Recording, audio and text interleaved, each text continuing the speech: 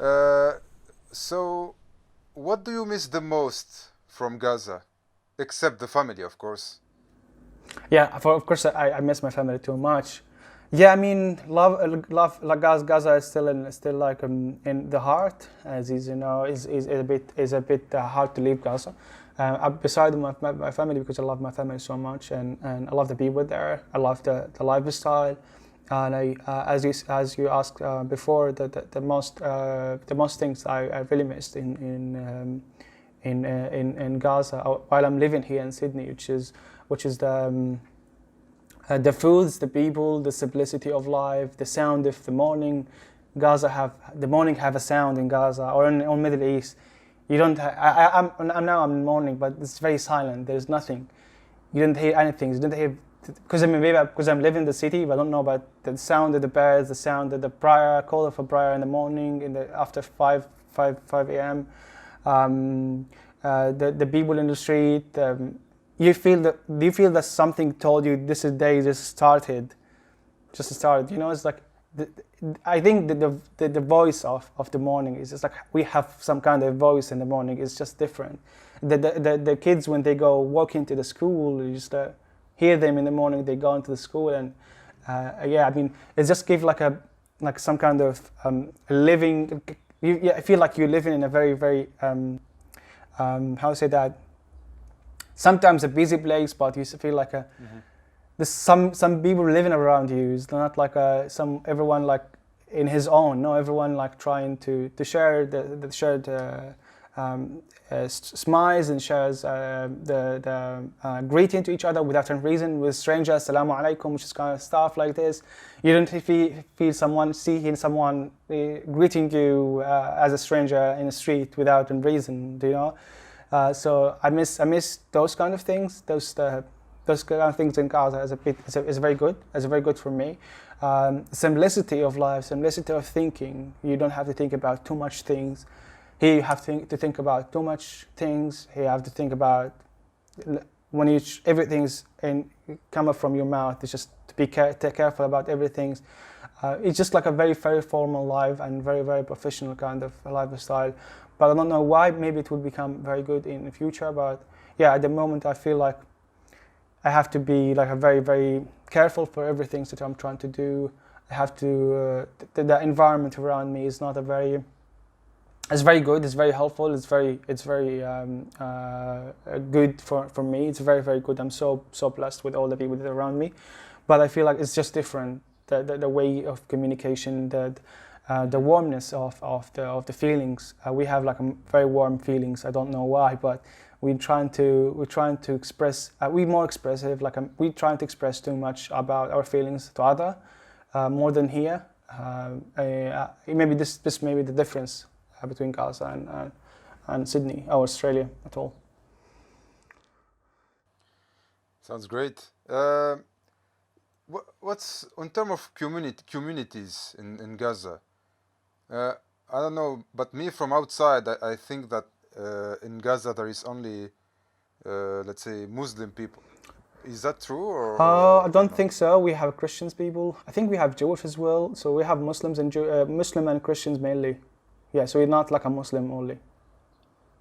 Yeah, Ah, yeah, okay, okay. and for sure, Gaza is welcoming too much with like welcoming too much the foreigners people. We have some like United Nations people like from overseas like AIDS people, like some people that came Mhm. for helping like doctors or some journalists or some people. They're just trying to capture some moments in Gaza. They very happy for the time that they have in Gaza, especially with the people. The people there's very very simple and they're very very helpful and very very. I mean, I'm not going for a political situation, but we don't have that a problem with other nationality or other religion or other stuff. The people Muslims Mhm. and yeah, even Christians they celebrate in some with Muslims sometimes with some of their holidays and Muslim as well with the Christians. So we don't. I've never experienced in Gaza that someone is Christian or someone is Muslim. I don't think. I don't think we have never do this kind of discrimination between each other. We have never think of this man is Christian, or I've never thought about this. Just like we are all the same. But I mean, I don't know in West how things goes, but yeah, I mean, I've never felt of that feeling. We are all the same, and we all the same. We live in the same situation. We all experience the same things. No one have this kind of superiority to other. We are all under occupation, so it doesn't matter. All this kind of namings, religion, differences, all this kind of differences is just gone. Can you give us a glimpse into growing up, let's say, in Gaza in the late 90s and 2000s? Yeah, that's good. I mean, I didn't like this have like a very very interesting childhood or this kind of stuff in my life, but I enjoy it a lot. I have good times. I have good memories. For me, someone like who lived in the city, the southern city of Gaza, which is Rafah, the most closest city to the Egyptian side. My house is like 300 meters away from the Egyptian side. So it's very special for me. We experience lots of very strange times, especially with occupation and with military interventions during my childhood. So we are like sleeping at home. Sometimes when we were children, we had some tanks and bulldozers just came to demolish all the houses around us. For example, I remember 2004. We was like at 2 a.m. My grandfather started knock the doors of our building, trying to help us to evacuate us from the building, and we're trying to go out, but something is funny just happened at that moment, and we trying to convince my dad we have to go because the way we are living, like we live in like away from the Egyptian border, and between the Egyptian border and our house there is a military base for the occupation. So when between the military and our house there's a border, there's like a metal border in Rafah. Mm-hmm. So when they want to have a military intervention, they open the doors for like big doors to just let the tanks came from the bases and came to the city, and they do want what they want to do. So during this time, if anyone heard that those gates has been opened, just trying to evacuate other, just tell them that something else will happen so that you can go to the other side of the city away from this. So we're trying to convince my dad at this moment, and he don't want to go out. He don't want to go home, go to other places, and then he's just like I'm trying to convince him. He's trying to find his shoes, and he can't find his shoes. He told no, I'll not go, and then we just convince him just wear anything, man. We have to go. We have to go. Like we don't have time, and then after convincing him, just take anything and we should go. All of us ended going down the stair, and then we opened the door of our building and found all the tanks in front of our house, and then go back to the house, and they're still like in the house for 2 or 3 days, stuck, so you can't go anywhere under all the demolition around us. It's a very hard experience when you're children, and then we have like a small balcony between my house and my neighbor house. So my neighbors, they opened this balcony so you can move to other building, and then from building to other building, because the houses in this place are very very close to each other. It's a very like a camp lifestyle, so it's not a very like away from each other. Yeah, this is one of the hard experience, but at the same time I have very very good experience with playing. At this time we don't have like PlayStation, all this kind of stuff. We play in the street, football in the street, volleyballs and all stuff. So we have very good time when we was children. But under all this kind of circumstances around us, we still like trying to enjoy the life. Yeah, that sounds great. How did the years of conflicts in Gaza impacted you personally? This is a very good question, because when you're living in a place like Gaza, or in a place that the violence is consuming too much time and consuming too much thinking of the way of living, and you see that much of violence around you, it's a bit hard to clear your mind to think about to focus on something, because all around you is just noise. You don't have the way just like to think in a very, very clear mindset, and just trying to think about something in a very by focusing on only this one thing. So in Gaza, very hard to think about lots of stuff. So you don't have to think about surviving in a way, and you have to think about education and your passion and your dream in a way. So you didn't have that much of time. But the living in Gaza has helped me a lot in terms of make me more determined, like determinations for me, more resistant, trying to resist more under any kind of circumstances, and as well trying to rebuild again, which is something I enjoyed a lot. I see it a lot in Gaza, is that the people after someone, if they lost his son, or someone who has he lost his house or something like that, he went like he not gonna say this is the end of the world, and he was trying to rebuild again. If he house, he trying to rebuild the house again. He trying to start the life again under all this kind of stuff. Some people, like even the bombs or the grenades or small bombs, the people, they take the rest of it and make like a fold the backyard with planting some trees or some plants and those little stuff that came from the airplane or from the military intervention. So the people that they believe in those kind of stuff, it's not the end of the game, it's not the end of the life. They're trying to make something different from them and trying to see a different picture, a different side of everything. So I mean, this kind of experience is very hard to experience outside Gaza. I mean, that I'm so blessed that I have those two sides of right now of living, with some very hard and very extreme kind of living, and very, very extreme of them of the thinking too much in Gaza, and extreme here and think about the life too much and enjoying the life too much. I'm so lucky and I'm so blessed that I have those two options, and I experienced two options in life, which is a very good thing. Yeah, Gaza, it's helped me a lot. Amazing. Could you explain to us the life in Gaza? How it is? Do we have electricity as any other country? How does it work? The life in Gaza a bit different than other countries. We have this lockdown from 2007, I think, and we experienced 2008 the first war, the first bloody one. And we have 2012 another war, and 2014 the most destructive one. So during those 2007 until now, we have those electricity outrage, and we have this water outrage sometimes, and we have the high amount of pollution in the water because the electricity we didn't have like something to run the infrastructure for us and make everything's working. So it's a bit hard. The electricity about 6 hours to 8 hours sometimes in Gaza. It's not a very long time. A day. Yeah, a day. Yeah, for a day, and it came on the shift. So you have a shift in the morning. Tomorrow you have the shift on in afternoon or in evening. So maybe today you'll have enjoying the electricity in the morning, and next day you will enjoy the electricity at evening. So I think the people, they just get used to this kind of things. It's become normal for them, and they just like found it's weird if the electricity came at 24 hours. It's too much.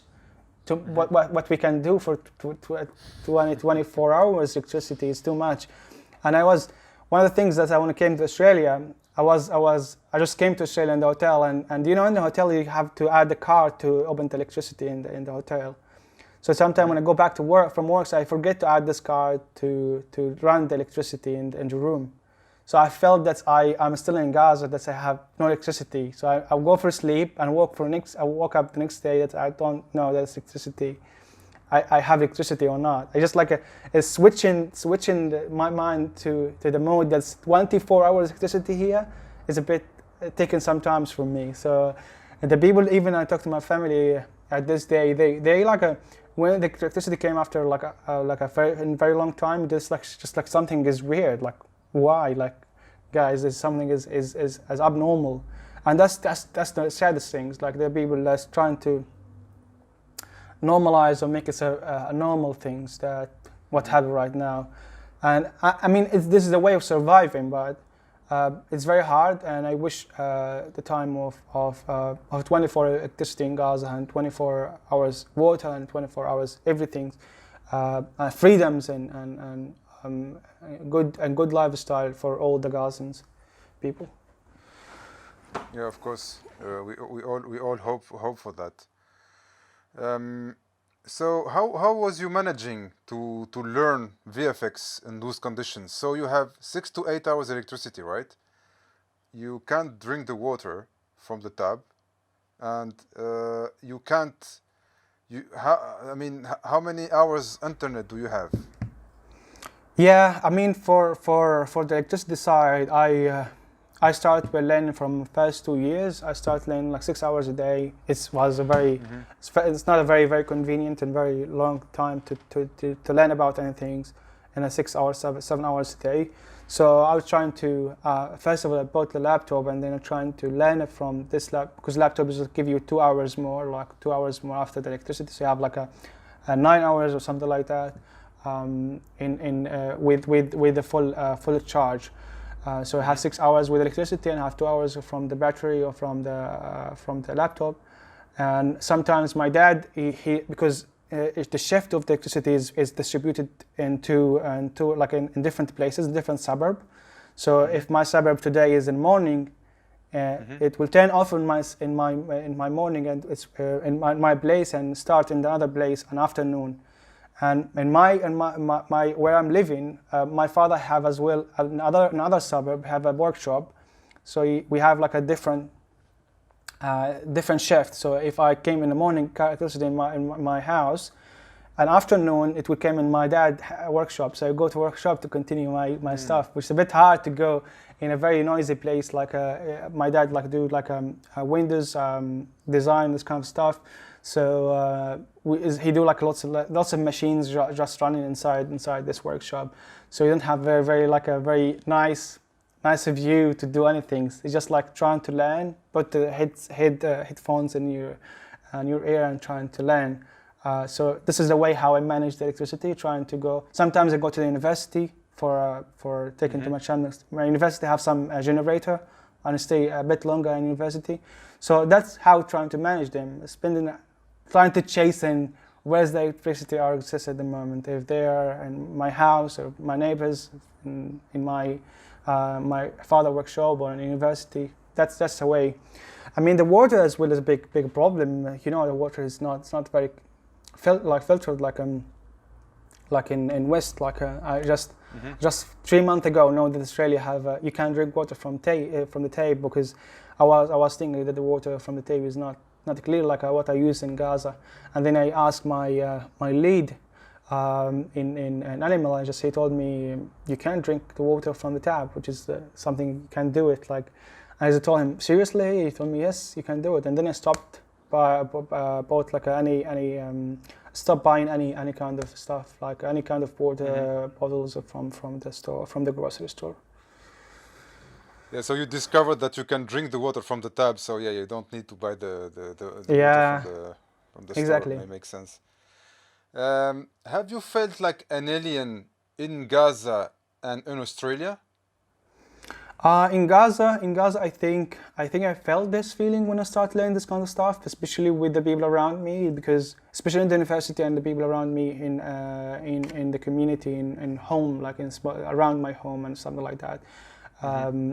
And I feel like what I'm doing, the question is of what I'm doing is a bit hard to answer for me to the people that they're very simple, they don't think too much of the movie and this kind of stuff. So the people, they will not understand you of what you're doing, especially like a very small amount of people, and very small, maybe 1, 2, 3, or maybe three like people like I've met that they understand what I'm doing and they're supporting me, side by side with my father and my mother. They're very supportive, and my brother as well. But the rest of the people around me in university, they don't have any idea about what I'm doing, and they think that I'm hurting myself because no one will hire me. Who will came to the one who from Gaza and hire him in the film industry and work for international movies or Hollywood movies? It doesn't make sense for them. It's just like out of their leagues, and trying to be in this environment it's a bit hard and it's a bit harsh that everyone around you think that you crazy or you're trying to do something different or you're trying to lose yourself by doing this kind of stuff. Especially when I was in the workshop while I start learning in this workshop, because my father workshop in a place like people are very simple. It's like a camp. The people that are not like highly educated. So when they came to me, just like trying to, just what you doing? Just go for selling stuff, like doing the business. Like what you doing here is like you wasting your time, and you have under all of this circumstances to think that this kind of things that you're doing will work. You know, it will work at some point. It will work. That's a struggle to convince yourself around all these voices around you, the voice of your head that's trying to have this kind of contradictions sometimes. The voice of people around you make you feel alien sometimes. That's like you are not supposed to be here. That's the thing. I mean, yes, for Gaza, I mean, for Australia, sometimes I have this feeling when I have no idea about the conversation. I found that I'm just different. But no, I mean, the people around me, especially when I work in a work environment and this kind of stuff, the people are so supportive. So good, literally when I say so good, they're so good. They're supportive, they're understanding, they're very, very helpful. They don't give me this feeling, like they don't let me think about this kind of things. So after 1 year I have this big adjustment and big adapt to this environment, so I'm not feeling that much of things about as an alien. Would you like to say anything to artists, let's say, in the industry, and beyond that, are doubting their capacity to achieve their goals?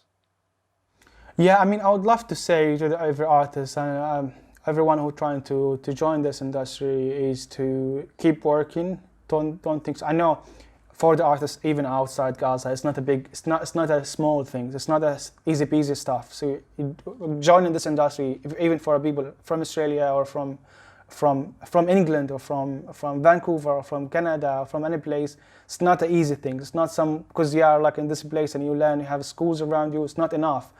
But the people that are trying to keep push harder, lots of amazing artwork, and they don't care about the voice around them and don't care about, and they believe that this one day it will work, and no matter like all the things around you, should like think of this kind of thing that will work, and you will work in one day in one of the amazing movies, and for example, Oscar winner movie or any kind of stuff that you dream to work on it. So I mean, just keep working. I mean, we're trying to say that I haven't think too much in a position that tell the people any advice, but yeah, in this position, I'm trying to say that's keep working, and when you reach the good level, try to apply to any job. Don't be hesitate. Don't say this. I'm not very well prepared yet. So no, just try to apply anytime. Someone will find you and give you the opportunity to do amazing jobs. So the best advice that just do it, just apply, just do amazing work, and let like God and decide the way that you're gonna go. So I mean, don't think too much of my artworks. Compare yourself with others and say I'm less this level, so I can't join this industry. I have to be in this level. No, just try. When you find yourself that you're doing a good job, trying to apply to the job, trying to share the knowledge with the people. It's a very good habit to share the knowledge. It's a good way of finding a connection in this industry as well. How the conflict of 2014 affected you? Yes, I mean, 2014 war is one of the craziest and bloodiest and destructive war I've experienced in my life, especially in my home city, Gaza. In home city Rafah, the southern city in Gaza, which is in the 1st of August 2014, I've experienced this kind of like you've seen a movie and it's like a cinematic show, cinematic frame that you see there, lots of projectiles in random way just falling down to everyone in the street without a reason. And it's not a very something I'm trying to exaggerate about what happened, but you can Google what happened in Rafah 2014 in the 1st of August. It's very, very crazy that you found that the people trying to escape from this random bombardment and random bombing and all this kind of stuff around you, random shooting. The city that I'm living in is just a very, very small. Does not have like a very good health center, and this health center doesn't have the capacity of the people. And I remember my grandfather was at that day in this hospital in the morning, and because the lack of capacity, and there's like 100 maybe people, they die in the first 2 hours, or so they want to just evacuate those people. They can't do that because the place is just full of the military staff, so no one can evacuate those dead people, and the hospital itself doesn't have even the capacity to put those people in a fridge. It's a very sound like a very, very intense, but yeah, we don't have like the people that start just getting the ice fridges, the ice cream fridges to put the people in it, which is I mean. No places left in the hospital, so they had to put dead people on the ice fridge. Yeah, I mean you can Google it as well. You can see this kind of picture has been shared. So I mean now maybe they start working in a bigger hospital in my city. But I don't know when it will finish. They just start to think about it. But when I was living in 2014, doesn't have any place. And after and not only that, after 7 hours, there's a call came to this health center to evacuate all the people and move them to other hospital by the Red Cross trying to help the hospital, because the health center is very close to the hot area, was the area where have what's kind of this conflict. So they just asked the hospital to move all the people under the military cameras. Like we have a drones. They have a drones, so they want to see everyone came out from the hospital and put them in the ambulance to move them to the other hospital in other city. So the way they move some people from this place in a very strict and very intense environment is some people dying throughout the way to other hospital, and the occupation or the people that they give the permission to those people to move from this hospital to other hospital are just trying to draw to them a line to follow. It's not like you can go for any line. You have to draw a line, and this line has been under the drone cameras, so you don't have like this time. It's very intense, but that's what happened. And one of those people that they just moved from this hospital to other is my grandfather. Unfortunately, he have like a kidney problems when we moved him to the hospital, because less of caring and because lots of people have lots of priority more than old people. And we didn't have this capacity even in other hospitals, because all the city just striving. So in other city, my grandfather has died in the next day of just moving. So we have to wait a ceasefire to do the funeral and all this kind of stuff for him. I mean, that's one of the saddest pictures in my city that I've experienced in my life.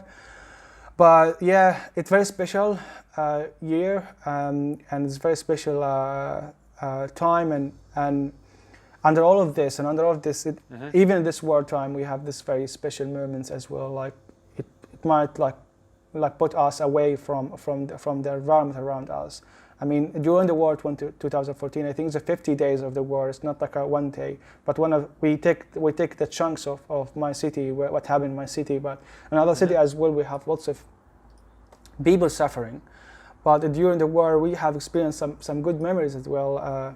I know it's a bit strange to say good memories, but there's a lots of memories and lots of good times that unforgettable with everyone around us, especially the family and everyone, because we all some people, like all the family that from over around all the suburbs around us, they came to our house or the other house with just to protect themselves from the bombing, and at this time you have like heaps of people they're stuck in a very small area that's away from what happened in their houses.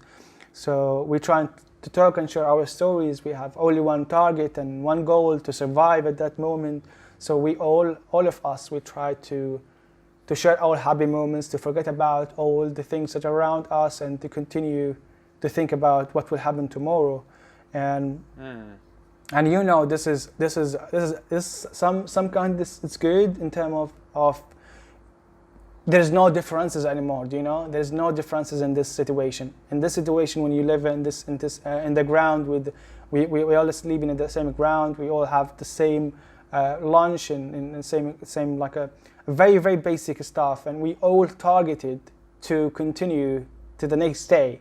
So we don't have any kind of social differences, religious differences, any kind of differences. We all gather in this place to continue, to stay, to resist, to stay alive.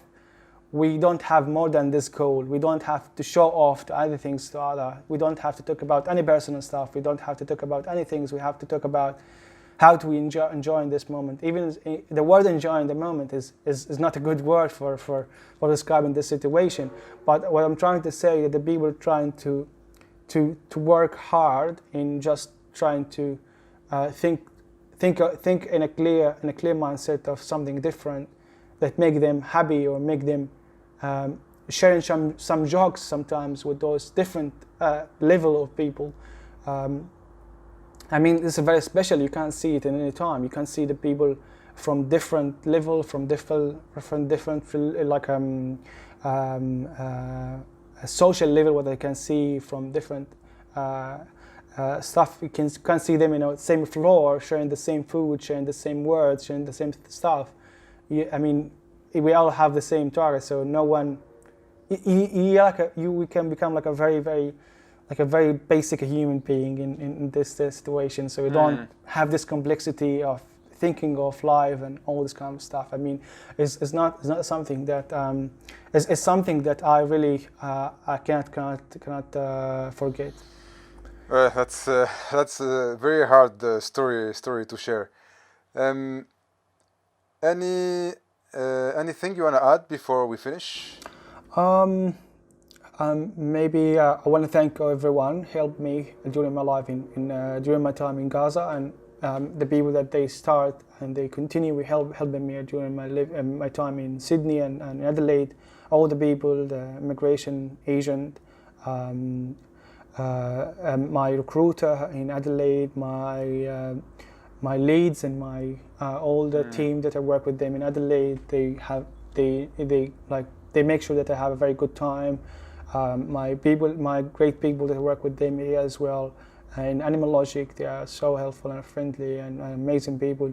So I want to thank all of them, and I want to thank my family as well. Before forgetting, I want to thank you as well for letting me to share this experience. And I wish it's a very good experience. I don't know. I wish I can add something to the people, and I want to thank you too much for this effort that you put for making the people sharing their stories, which is a good thing. I mean, you do an amazing job, and I want to thank you for this. And I hope all the people they enjoying all the time that you share, and all the stories that we share and you share in your page.